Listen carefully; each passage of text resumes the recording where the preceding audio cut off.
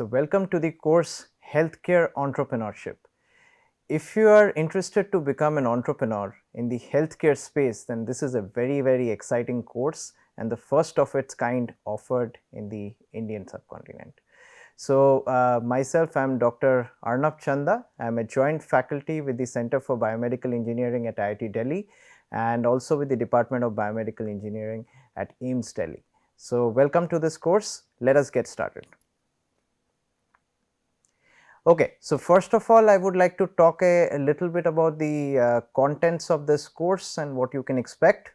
So, this course aims to train students on the conception to development to launching. So, end to end, from the ideation stage to the final launching of a healthcare engineering product, specifically products which are critical for the Indian population.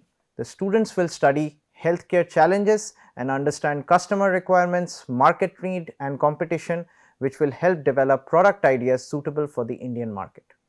The various steps of the healthcare product development process, including specifications, tools for design and analysis, creation of minimum viable product, which is popularly known as the MVP, prototyping, manufacturing and functionalization using electronics and robotics. We are not always working with products which are just standalone. They have robotics components, sensor components and whatnot. This will all be covered in depth, right. So, I have already introduced myself. I am Professor Arnab Chanda and I am also a founder of a company known as BioFit Technologies LLC. This is based out of US. So, I have a lot of startup experience with several products like in the healthcare domain. So, this is what I bring to the table. So, let us go further in the contents.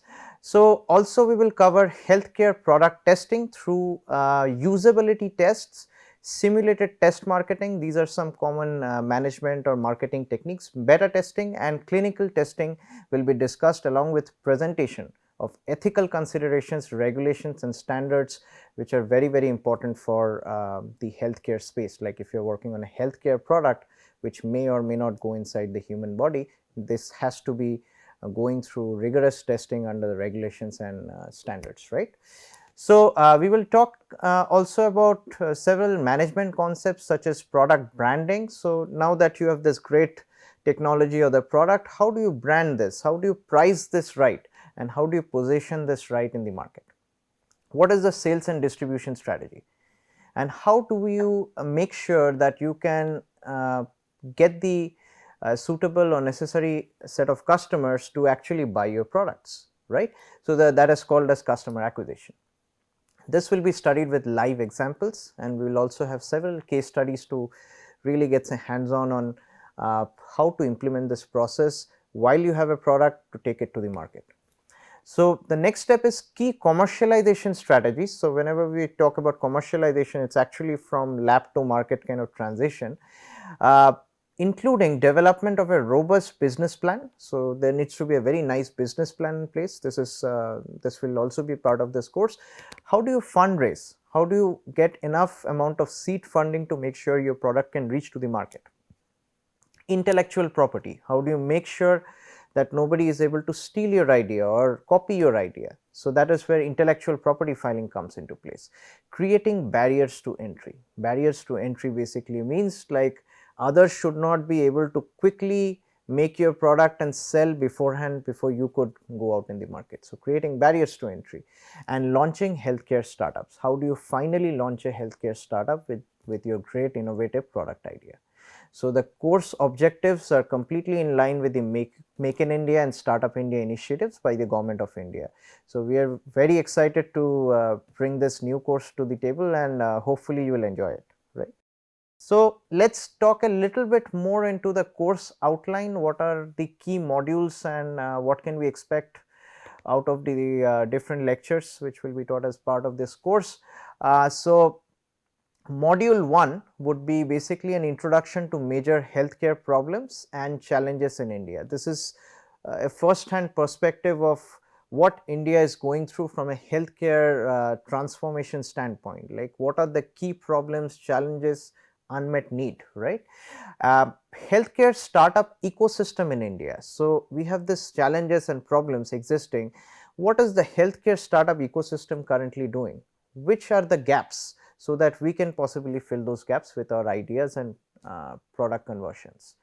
Idea generation and need analysis. Once we understand the Indian scenario, what is the startup condition in India, we look at how do we generate the right idea and define the right need, in a sense that this could be useful for a customer, right.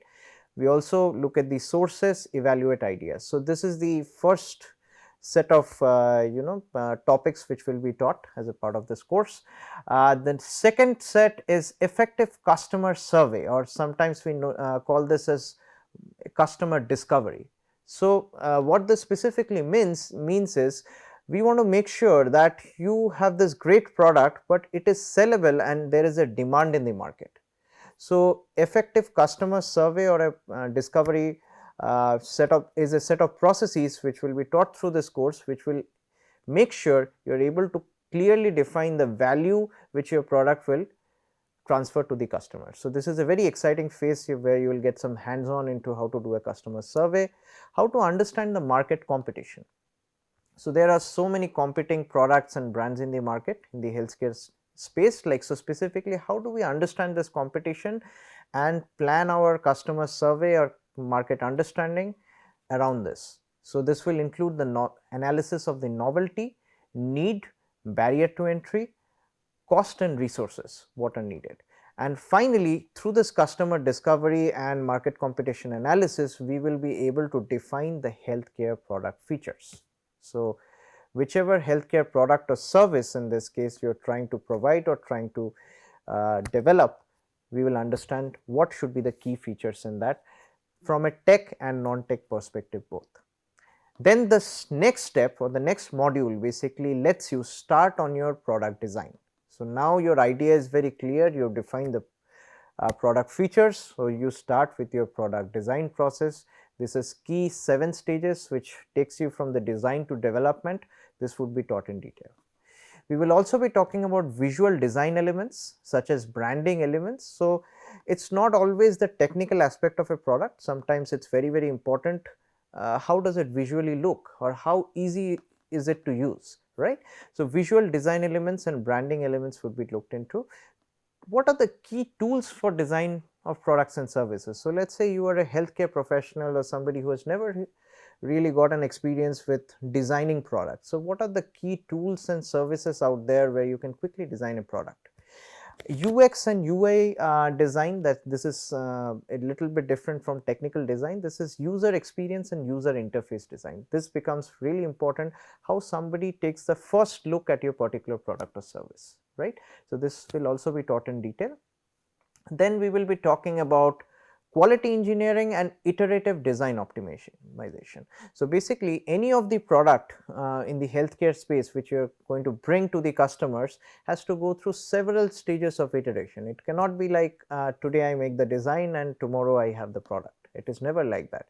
It goes through several rounds of iteration which is based on feedbacks which we get from the customers and design changes which are recommended by several customers and stakeholders. So, based on that we take that product through the steps of quality engineering and a iterative design optimization. And finally, when we think that the design is almost finalized, we have to start thinking for design for manufacturing. What does design for manufacturing actually mean? So, we are trying to develop a product not for 1 or 10 customers, we are trying to have a massive scale, we are looking at hundreds of to thousands of customers. So, how do we scale that product to that extent that we can manufacture it in a very mass scale, right. So, this is another skill set we will try to understand. Next is what is a minimum viable product. So, before you actually start developing your product full blown, you want to understand what the customer or the market sentiments are. This is where the minimum viable product or an MVP comes into place, where we can have some minimal design or minimal product kind of outline which we can showcase to potential customers and get a feedback, and based on this we can get a very useful or valuable design. So, what are the types of MVPs? How do you develop a prototype from an MVP? What are the key manufacturing techniques? So, we would also get a little bit of knowledge about the several manufacturing techniques such as additive manufacturing, which is commonly known as 3D printing, subtractive manufacturing where you are taking out material from a system, biochemical, multi-scale and different kinds of manufacturing techniques we will learn, right. We also need to be very clear about the kind of material or the set of materials your product will have. So, material selection for healthcare product prototyping, this is also very important. You have to also keep in mind the manufacturing aspect, it is not only prototyping while we do this stage.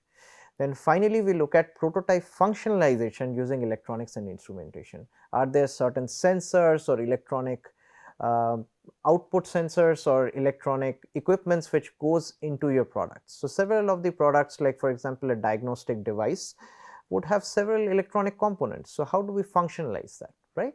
So, as we go through this lessons and topics, what we really learn as a summary is we have targeted the key healthcare problems. We have a very detailed understanding of what the healthcare problems are currently in specific in India, and based on this we generate the ideas, the right ideas, specifically product ideas, how we can basically meet this gap and solve this problem, and the stakeholders or this important pieces of this ideas are the market and the customer. So, what is the market saying? Is the market ready for it or has a similar product, and what are the customers saying? This becomes really important at this stage of understanding the healthcare problems.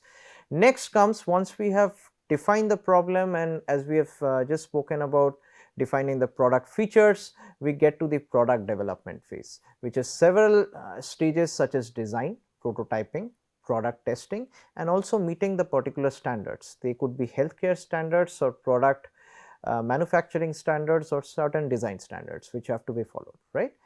And all of these aspects, when we put them together, finally leads to something known as customer acceptance. So, we go through all these processes to finally get a customer acceptance, because unless and until somebody really pays for our product, that product is of no use to the market, right.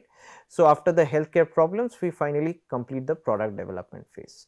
Then finally, we get to the commercialization or the startup phase, which is a lot of sales and marketing components. We have branding component, you have to look at the IP or the intellectual property rights, you have to also look at how to form a company and how to make the right company with the right modalities, right. And finally, what the startup is looking for is profit, right. So, this is the summary of things on the right side what we are trying to really achieve through this course, and I am going to take you through a few more lessons and topics in the next page. All right. So, we are also going to talk about the usability testing, the various testing standards which we are talking at the under the product development bubble.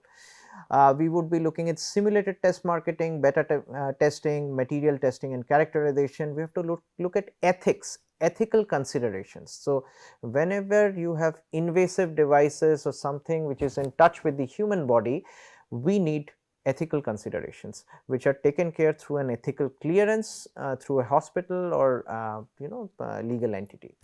Testing on animal models and human subjects. Some of these devices and products you would like it to be tested on animal models if they are in certain cases invasive where you cannot really place it on a human body, and in certain cases if it is a wearable kind of device you would like it to be tested on human subjects, right. Clinical testing.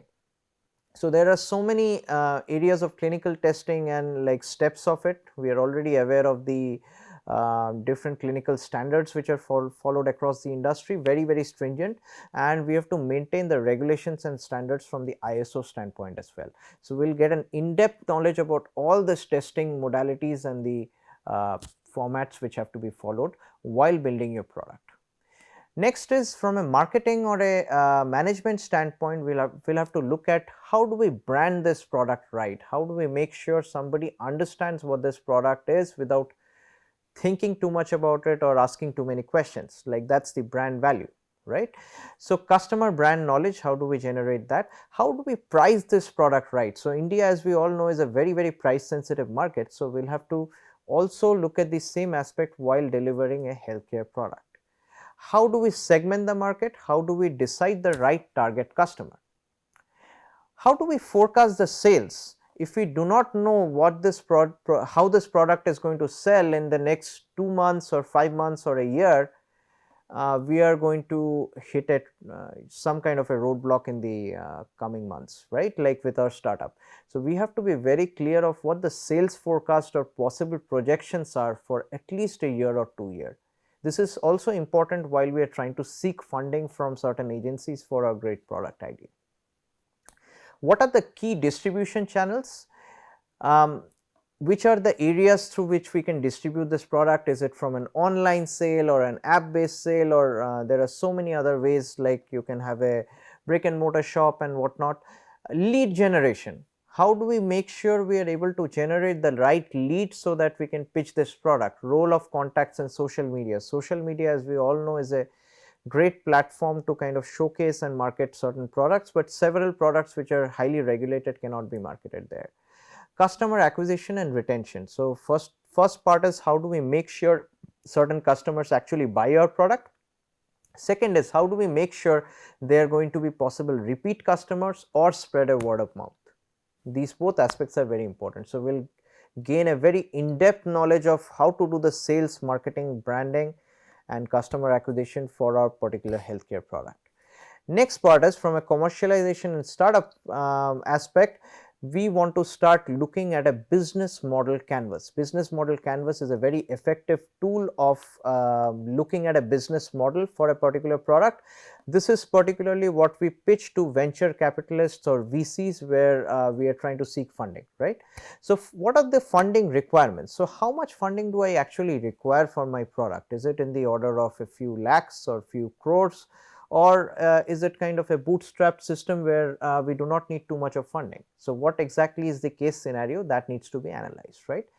Next part is the team building and collaboration. So, typically when we are looking at a healthcare product and building a startup, it cannot be a one-man show, right?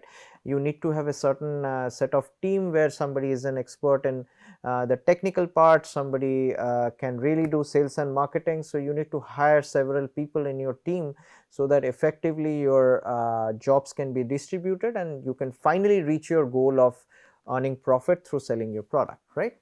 So, intellectual property and trademarks will go in depth into what are the different types of intellectual properties, what are trademarks, what are patents, how to actually file them, where to file them, how to go about it. Are they expensive or are they quite fairly priced to go ahead with? So, these are some of the questions we will answer while going through the IP and trademarks.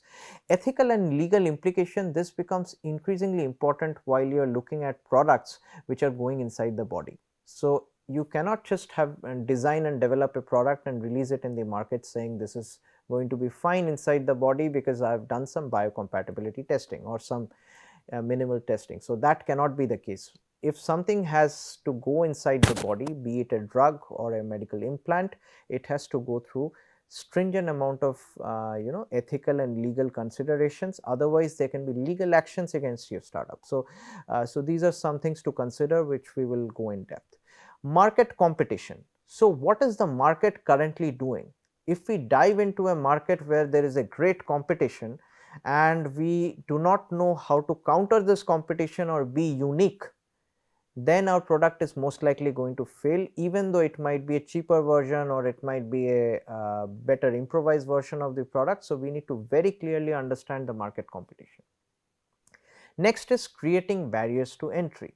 So, typically we would like to not be in a market where any big fish can eat the small fish, which is my startup in specific case, or your startup which you are planning to do in the healthcare space. So, we should create certain barriers to entry. It could be in the form of cost, it could be in the form of the technical capabilities or what the specific details the product offers. So, those barriers to entry have to be there so that nobody can come one day and just take your product and sell it in a better form, right. What are the correct deployment and distribution strategies? This is also very important. It is not always about that the customers are ready to buy our product, it is sometimes the key is how do we distribute. So, let us say if I distribute a particular product through a sales partner or a channel partner, it might be doing much more better as compared to if I try to sell it online, right. So, The distribution strategy or the deployment strategy is very, very important. Next is launching of startups. So, finally, as a goal of this course, we would like to be able to launch healthcare startups. So, what are the key rules and regulations?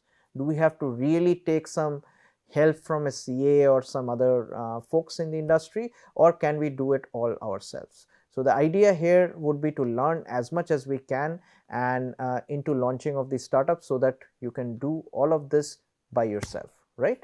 So, with this motivation and the course outline, let us get started with the first topic, which is to understand what is the healthcare scenario in India and what is the healthcare space looking like, and let us start generating some key ideas where we can possibly contribute. Okay.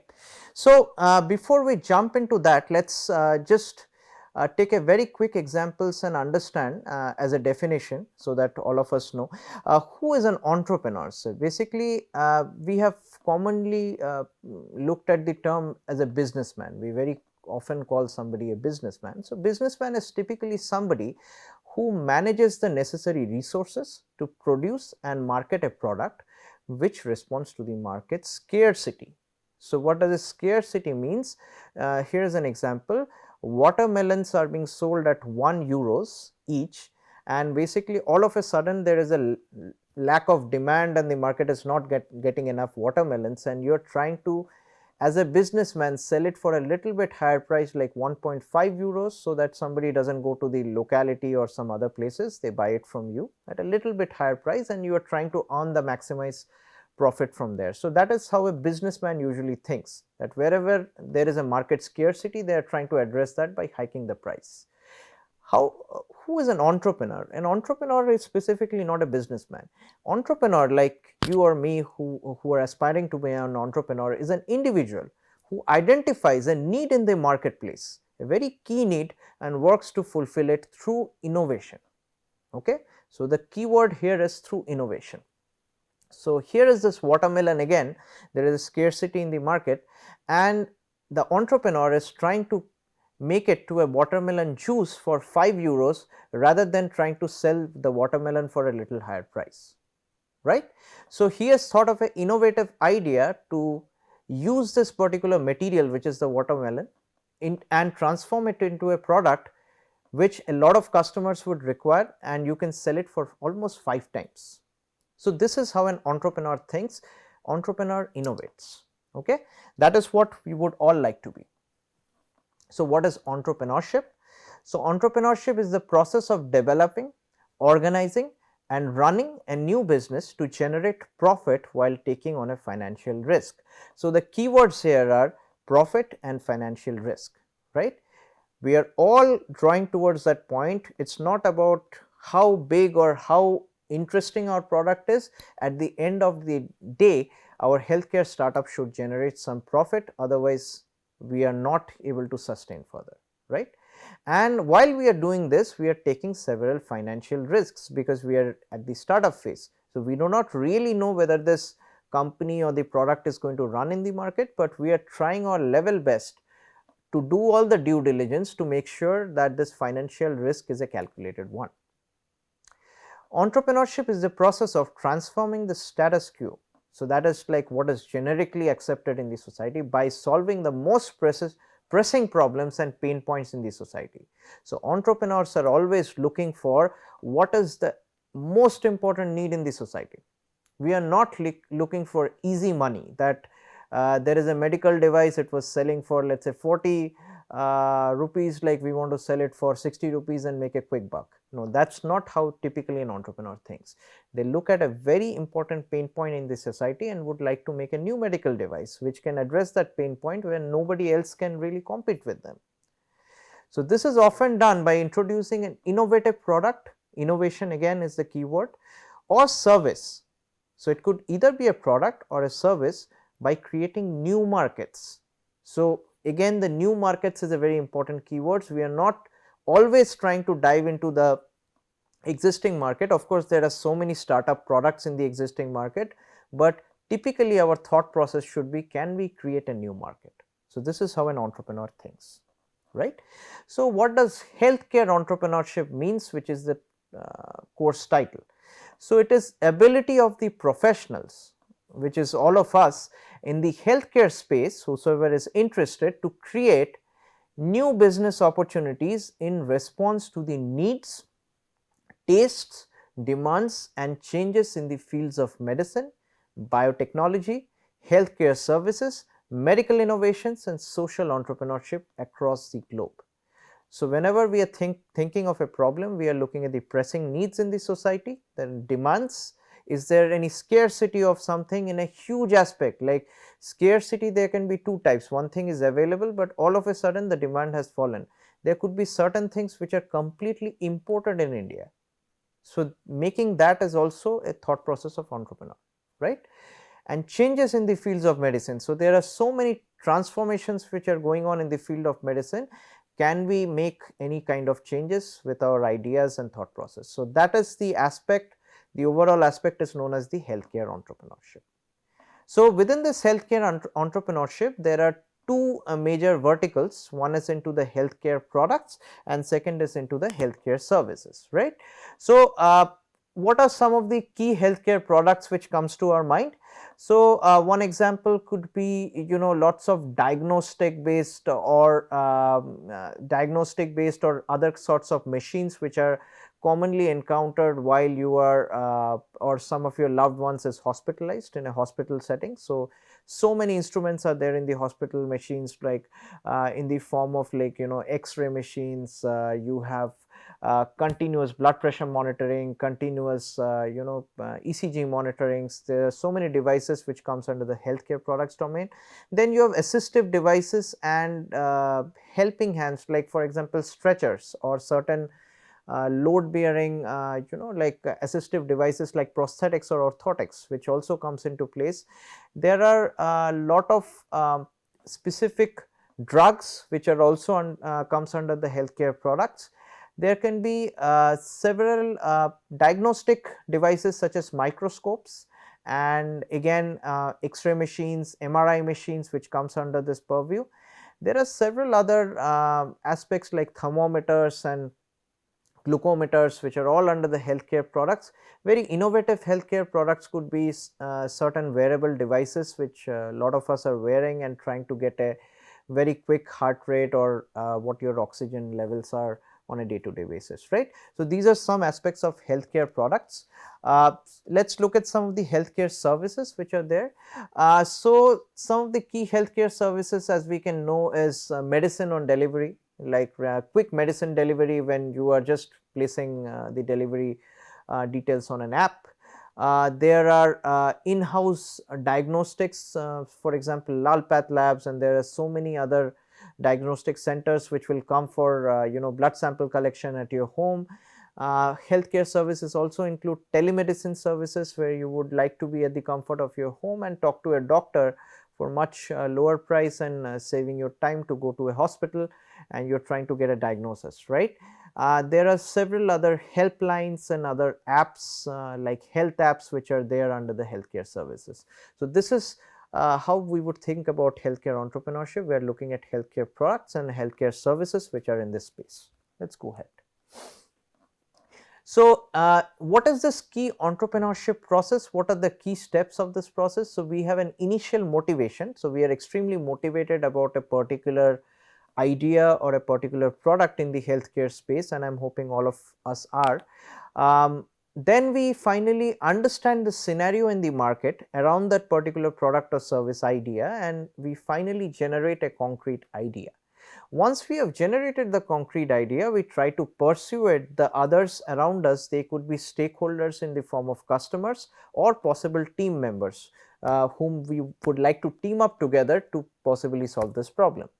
Then the next step is we start gathering the resources. So, without any resource we cannot function, right. We need at least a manpower resource or some resources like a person who can really deliver technology or somebody who can build an app and whatnot, right.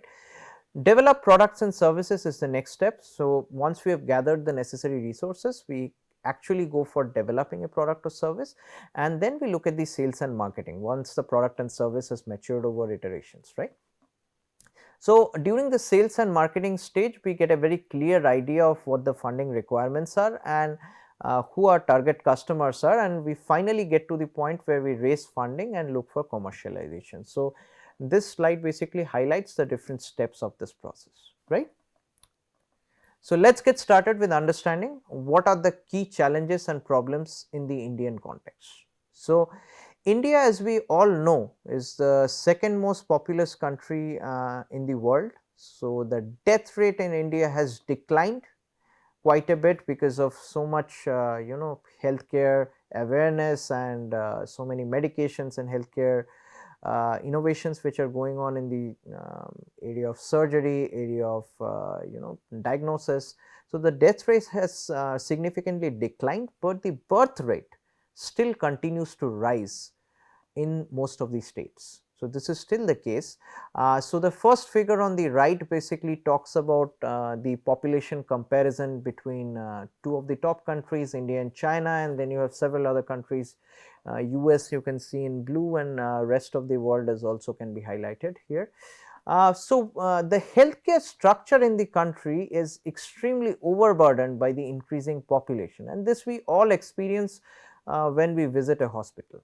So, if you are from the healthcare domain, you are a healthcare professional, you know exactly what I mean here, or if you are a somebody from the generic population where you are trying to work in the healthcare startup domain, you would have recently visited an hospital and see how much overburdened that hospital is. Everybody is running around, there are just so many people out there for checkups and whatnot, right. So, India currently is facing the twin epidemic of continuing / emerging infectious diseases as well as chronic degenerative diseases. The former here is related to the poor adoption of the public healthcare programs. So, there are so many healthcare programs very nicely built for the by the government of India. However, several of these programs are not properly implemented, and several of these customers who are the end users like us are not able to properly take the advantage of these kind of healthcare programs. The latter, which is the degenerative diseases, is basically due to the demographic transition with increase in life expectancy. So, there has been a huge transition into healthcare awareness. Earlier, very few people will get their annual health checkup done. These days, like everybody is getting their annual health checkup done. So many hospitals are providing free annual health checkup if you have visited them for a few times. So, there has been such a demographic transition. Most of the health issues like cancers, diabetes, like which were extremely rampant and people would usually like give up to these kind of diseases are currently treatable, and there are so many modalities. So, overall the life expectancy has drastically increased, right. So, the picture on the bottom right shows like in a village where a healthcare service provider is trying to bring in the awareness about the public health programs and how to take care of their better health. So, these kind of programs have really helped out to look at the high life expectancy, but with the high life expectancy there are so many problems with our eating habits and lifestyles, which is the cause of several degenerative diseases. So, in India about 21% of the elderly population reportedly have at least one chronic disease. And what are these key chronic diseases? Like, let us look at the graph on the right. So, one of the key one is hypertension, second is diabetes, third is heart disease, and then you have asthma, and then few others, and there is cancer. I am looking at the bottom, but that plot may have shifted because this is a little older data. So, that might have shifted in the little bit on the top because the cancer rates are quite high these days, right.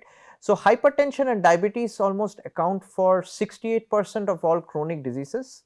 The prevalence of chronic disease is highest in Kerala. So, this is as per the latest like updates, like so around 54% of these diseases are from Kerala, followed by Andhra Pradesh, West Bengal, Goa.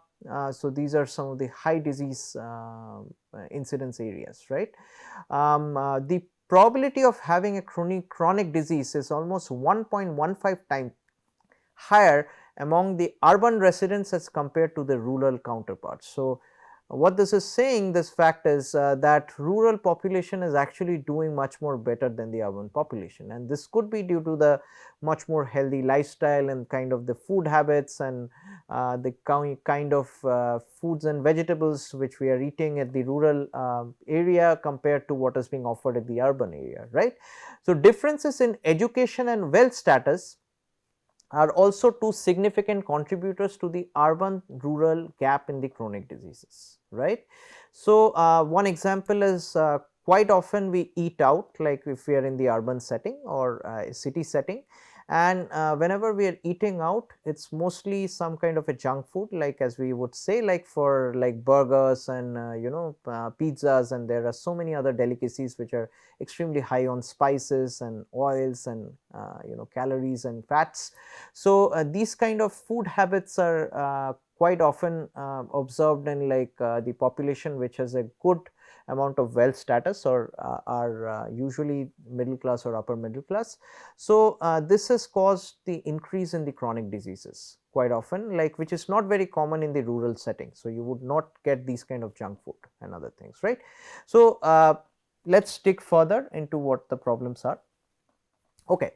So, let us talk a little bit more about the healthcare in India, the good, bad and ugly part of the healthcare in India, right. So, India's healthcare sector has grown quite rapidly with a compounded annual growth rate of return, like which is CAGR typically of 22% since 2016. So, this is a very high number, 22% compounded growth, that means it keeps on jumping.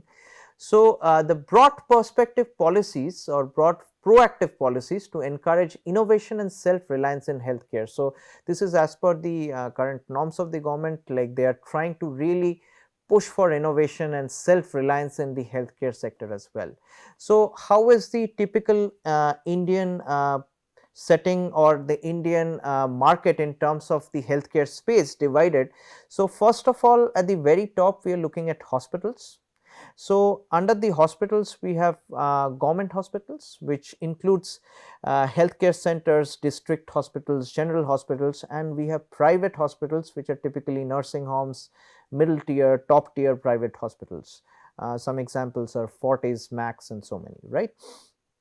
The next part of the healthcare space is pharmaceuticals. So, all the kind of tablets and syrups which we are taking in forms of vitamins or daily drugs and like whatnot, so medical drugs. So, this includes, this pharmaceutical space basically includes the manufacturing, extraction, processing, purification and packaging of very key chemical materials for use as medications for humans or animals. So, there are generic drugs for the humans and there are so many drugs for the animals, because there is a lot of non-vegetarian population or there are certain animals which are adopted, they need to also have certain pharmaceutical requirements. So, there are several medical drugs which are built specifically for them.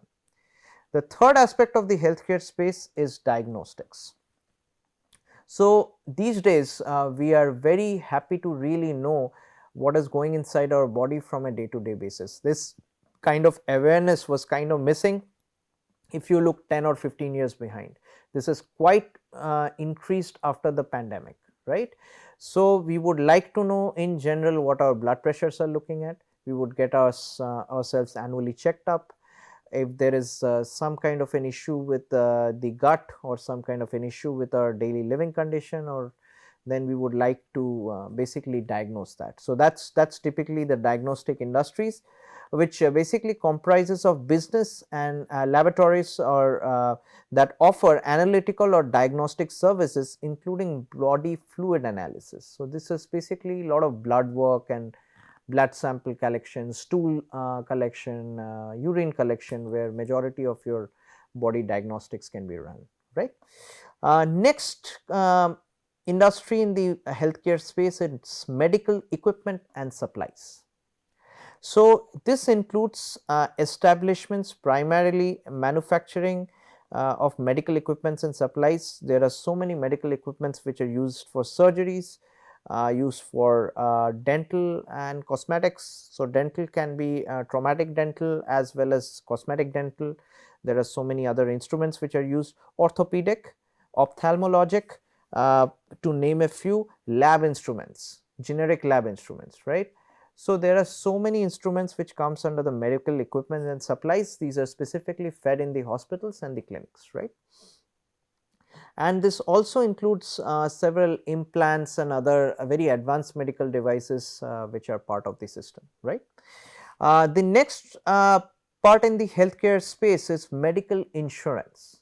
Medical insurance has been increasingly important with the pandemic, where specifically we have seen during the Delta variant there had been lot of fatalities, and basically the purchase of medical insurances and in some cases in the form of term insurances have skyrocketed, and probably all of us have some or the other form of medical insurances. So, this space basically includes health insurances and medical reimbursement facilities.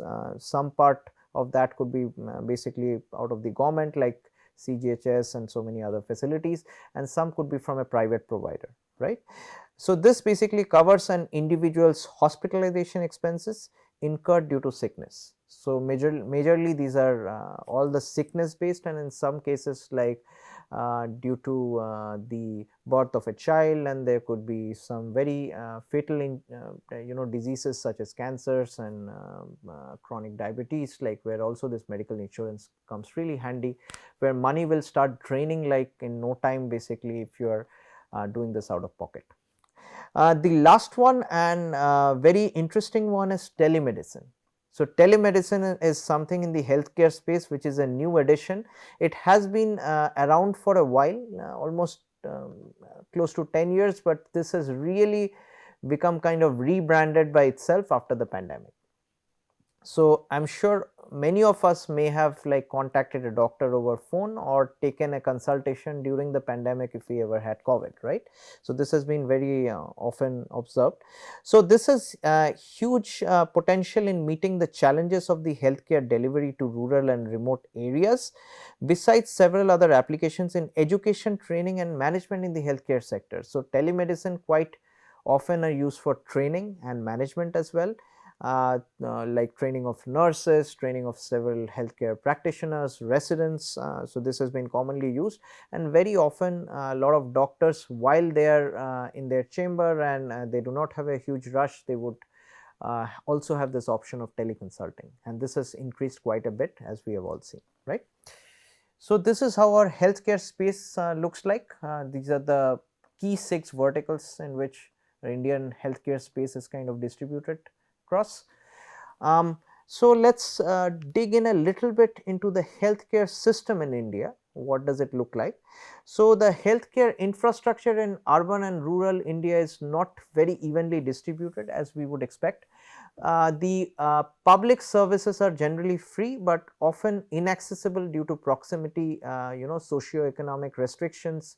So, a very key example is being a part of AIIMS. We see a huge rush in the OPD, like and most of the services, healthcare services there are provided free of cost, as it would in any kind of government or public kind of healthcare service provider would. But what you typically see is lot of people are traveling from really far off to get to see a doctor, and in several cases their conversation abilities are not very good. They are not able to clearly convey what their problems are or adhere to the test modalities which have been recommended by the doctors. So, there is a lack of communication. Sometimes it is a status based thing. So, due to their social status, they are not able to interact in the right platform.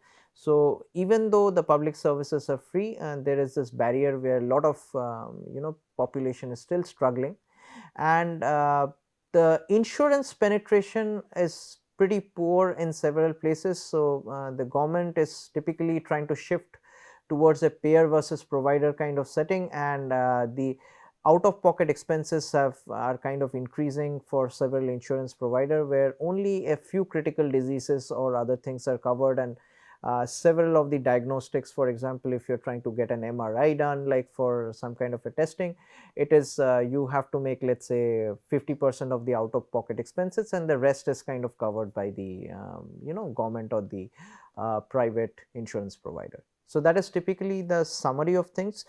Looking at the healthcare system a little bit more into the details. So basically you have the public and the private. These are the two verticals in which the healthcare system is distributed in. Under the public, you have three ministries under which majority of the healthcare service providers exist. The first one is the Ministry of Health, which is the largest body. Second is the Ministry of Defense. So this, as you would see from the term, so majorly caters to the people in defense, or the families of the defense personnel. The Ministry of Railways also have their own hospitals and dispensaries, and they employ so many so many of us, like out of the public, and they can avail free services of dispensaries and specialty hospitals under that domain. Under the public Ministry of Health, and specifically you have state run and central run hospitals and service providers. Rural and state run are basically distributed across the rural and urban settings. Under the rural, you have community health centers, primary health centers, sub centers, accredited social health activists, so like which are also helping out, and there are several NGOs also which are sometimes involved in this setting. Under the urban setting, you have super specialty or referral hospitals. So very often you will have from a government hospital being referred to a different hospital which has a super specialty kind of setting and has very advanced equipment. So for example, like very often, like if we have a healthcare setup at IIT Delhi, and basically if there is a certain kind of disease or problems which have been flagged by the doctors here, they would typically like let us go to Max or some super specialty hospitals at a much more discounted rate in order to avail certain facilities and equipments and test modalities, right. So also there are special disease hospitals, like there are dedicated cancer hospitals, there are dedicated neuro hospitals, trauma hospitals, dedicated hospitals for maternity. So there are so many other dedicated hospitals for catering to very key problems in the Indian society, which are very common and has a huge inflow. So majority of the bigger hospitals would like to make smaller branches sometimes to cater to the population in that form. Then we have district hospitals, government medical colleges, taluk hospitals, under the Ministry of Railways, dispensaries and hospitals. Under the private setting, also multi-speciality hospitals, specialty hospitals, we have nursing homes, private clinics. There are also some non-profit organizations which are under the private. So certain NGOs and NGO run clinics and outreach. There are several charitable trusts and non-religious and religious organizations which are also part of this system, right. Also there are several schemes like for government employees where we get a discount while going to a hospital, several for the private companies as well, like in the higher management, where they would get certain discounts or completely cashless opportunities, right. So this kind of summarizes the Indian healthcare service provider system, like where we are looking at hospitals and clinics specifically. Let us go further. So India's healthcare expenditure, if we look at the graph here, we are looking from pretty early, where India was not set up like this, is back in the 1880s we are looking at, but let us focus at the 1960s to 2021. So very insignificant till 2000, the year 2000. It is not even showing in the graph. So you are typically looking at the bottom right of the graph, that is where we see India and China. So going from 2000 to 2021, you can see these are the government health expenditures which have kind of skyrocketed in China. You are looking at the values close to 1% to something which is increased to around 3.5 to 4% in China, but in India the the increase is quite minimal. So you're still looking at a 1 to 1.5%, like which is captured here. This data is from the Walden database from the Lindert and other your ourworldindata.org. So this can be looked in, like, and so this is capturing the entire gamut. So India's healthcare expenditure, as we can very clearly see here, is still at the much more minimal stage, and there is a rapid population growth and urban migration, which is likely going to add to the stress into the urban healthcare facilities. So majority of the population, in order to really make a living, or they in order to increase their wealth or their status in the society, are trying to migrate to the urban settings, and this is happening not today, but like from the day far behind, where this, of course, once they are migrated to the urban setting, they would like to avail the healthcare services in the urban setting, and the stresses in the urban setting population or the hospitals is increasing quite significantly. But at par with that, the expenditure has not grown that much. So this is just good to know as far as the statistics. Okay, so India's healthcare expenditure we have already looked at.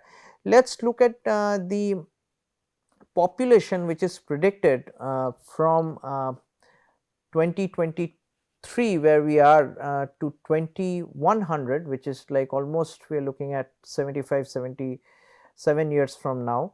So typically we can see India's population has grown from 353 million back in 1950s to 1.4 billions in 2021. This is as per the census and Pew Research Center. This is the data from there. And then the projected population as per the increase in these days are for 2100, which is almost 76 years from now, 2.2 billion, which is the high rate projection, and the lower projection is about 1 billion, which where there is a possibility of fall. So there is some possibility of fall, but the higher confidence is like that this could go almost twice or a little less than the twice. Another very key interesting aspect is, in India, people under 25 years of age are projected to outnumber those aged 65 and older, at least until 2078. So if we look at the plot on the very right, or the graph on the right, we are looking at some projected data, and this is based on very rigorous statistics and research. So we are looking at from 2022 to 2100. So under 25 population is kind of changing years, like, and 65 and older is percentage of population is kind of like increasing here. Then there is this slight mark where they are kind of merging together, and the top plot shows the kind of average population which we are looking at, right. So basically we can see that under 25 are going to outnumber at a certain point, the population which are above 65. So that basically means we are going to have a very young population going ahead, and that means most of the diseases and healthcare shift would be towards that population, or catered towards that population, where there could be a lot of lifestyle diseases and other things which happens within that age of 25, and the geriatric or the elderly population, the diseases localized around them may find lesser balance in the society, or lesser need. So we will have to start thinking as an entrepreneur like 50 years or 60 years ahead, how things are going to shape up, or at least 10 years to start with, that there is this increasing gap, and we are getting more and more young in India, right. So this is something good to know. India's disease burden, this is also as per statistics from the IHME Global Burden of Disease 2019 survey. India's disease burden is actually much worse than a lot of this middle income countries such as Brazil and China, right. So here we are looking at a plot of burden of diseases. So this plot is kind of has an index which is known as a disability adjusted life years, which is known as the DALI index, quite popularly known as per 100,000 or a 1 lakh individuals for all causes. So, irrespective of the causes of a disease, like this is the general disease burden, this could be cancer, this could be asthma, this could be irrespective of the disease. So, the DALYs measure the total burden of disease both from years of life lost due to premature death and years lived with a disability. So, either you have a premature death or disability, so it kind of factors in all those values. So, one DALY equals one lost year of healthy life. So, basically just summarizing, we can see that the disease burden is fairly on the higher side or the middle side in India, and this is much higher than several middle income countries like Brazil, right. So, the disease burden is constantly increasing, that is what this plot specifically increases. So, the focus on the healthcare space is going to be increasingly important, and this is where, as healthcare entrepreneurs, we find a great place to build products and services. So, we are going to close the session here and pick it up from here in the next session. Okay. So, thank you all.